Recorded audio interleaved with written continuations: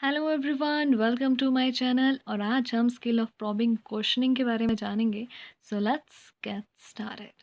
Probing probing का मतलब होता है किसी चीज़ की बहुत थॉरली इंक्वायरी करना या फिर किसी चीज़ के बारे में डीपली जानना, दैट इज़ प्रॉबिंग। और क्वेश्चनिंग का मतलब होता है सवाल, है ना। तो सवालों के माध्यम से बच्चों की नॉलेज के डेप्थ तक जाना, दैट इज़ प्रॉबिंग क्वेश्चनिंग। इसमें किया ये जाता है कि बच्चों से सब्सिक्वेंट क्वेश्चन पूछे जाएंगे, एक के बाद एक सवाल किया जाएगा, जिससे कि जितनी भी उनके अंदर नॉलेज है उसकी डेप्थ तक पहुंचा जा सकता है।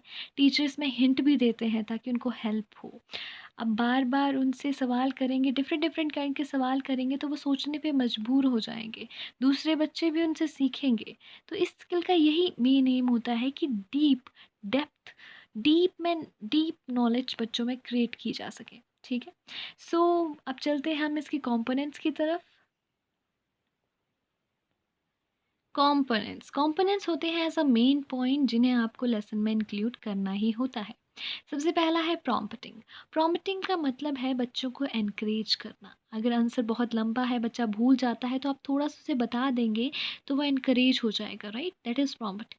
रीफोकसिंग, बच्चों का ध्यान लेसन की तरफ लेके आना। रीडायरेक्टेड क्वेश्चन, एक ही सवाल बहुत सारे बच्चों से पूछना। जब आप एक ही सवाल डिफरेंट डिफरेंट काइंड के बच्चों को पूछोगे तो वो अलग अलग उत्तर देते हैं, ठीक है। तो हो सकता है कि पहले बच्चे ने आधा आंसर दिया हो, दूसरे बच्चे ने थोड़ा आधा आंसर दिया हो, तो आधा आधा करके वो कंप्लीट हो जाएगा। That is redirected question.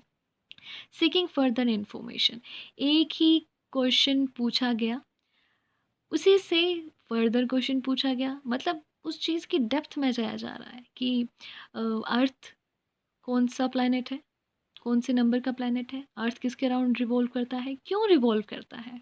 That is seeking further information. Increasing critical awareness, यहाँ पे होता यह है कि जब टीचर बुक के बाहर या बुक के अंदर भी वाई वर क्यों हुआ, कैसे हुआ, अगर बच्चों से पूछे तो बच्चे सोचने पे मजबूर हो जाते हैं।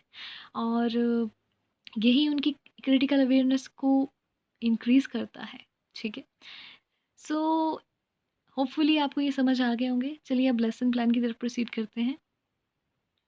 सो सबसे पहले आएगा छात्र अध्यापिका नाम, आपका नाम, अनुक्रमांक, कक्षा, अनुक्रम में रोल नंबर, छात्र अध्यापिका अगर आप लड़की हैं तो, अगर लड़के हैं तो छात्र अध्यापक आएगा यहाँ पे।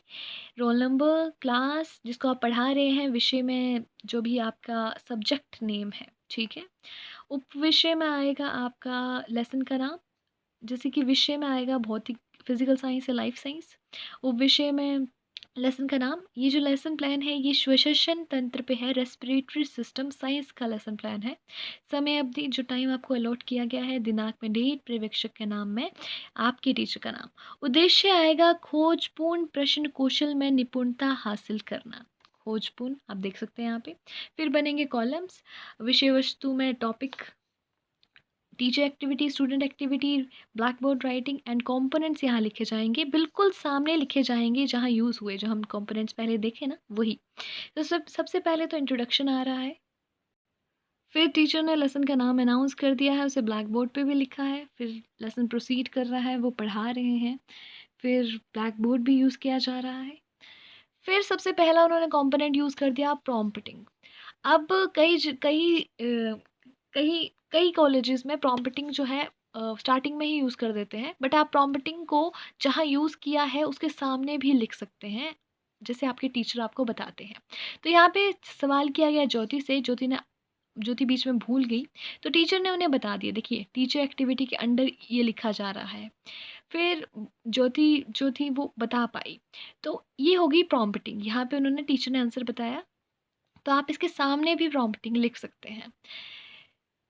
फिर उन्होंने बिठा दिया, फिर छात्र अध्यापिका ने वही सवाल किसी और बच्चे से पूछा, दैट इज़ रीडायरेक्टेड क्वेश्चन। अब उस बच्चे ने पूरा का पूरा आंसर दे दिया तो वो कंप्लीट हो गया, तो शाबाश, बैठ जाइए। फिर लेसन प्रोसीड हो रहा है आगे, ब्लैक बोर्ड पे यूज़ हो रहा है, रीफोकसिंग आ जाती है, बच्चों का ध्यान जो पढ़ाया उसकी तरफ लेके जा रहे हैं, इसलिए सवाल किया गया है यहाँ पे। ठीक है। फिर उसी बच्चे से उस चीज़ के बारे में फर्दर सवाल किया गया, देखिए अब आप, अंतःश्वसन में कैसी वायु नाक से फेफड़ों तक पहुंचती है, ऑक्सीजन युक्त वायु। आप बताइए, अंतःश्वसन शन के विपरीत कौन-सा स्वशेषण होता है? ठीक है। सॉरी मेरी थोड़ी हिंदी में थोड़ा गड़बड़ हो जाता है। सो यहाँ पे सीकिंग फर्दर इन्फॉर्मेशन उसी चीज़ से रिलेटेड उनसे फर्दर सवाल किया जा रहा है, तो वो आंसर दे रहे हैं। फिर आता है हमारा मिनिएचर। सो दिस इज़ श्वसन तंत्र, रेस्पिरेटरी सिस्टम। ये खुलता भी है, रुकिए। यहाँ पे ये फेफड़े खुल चुके हैं। चलिए आगे प्रोसीड करते हैं। फिर टीचर फर्दर उन्हें पढ़ा रही हैं, प्रॉम्प्टिंग का यूज़ कर रही हैं। यहाँ पे देखिए बच्चा भूल गया तो उन्होंने बताया, ठीक है।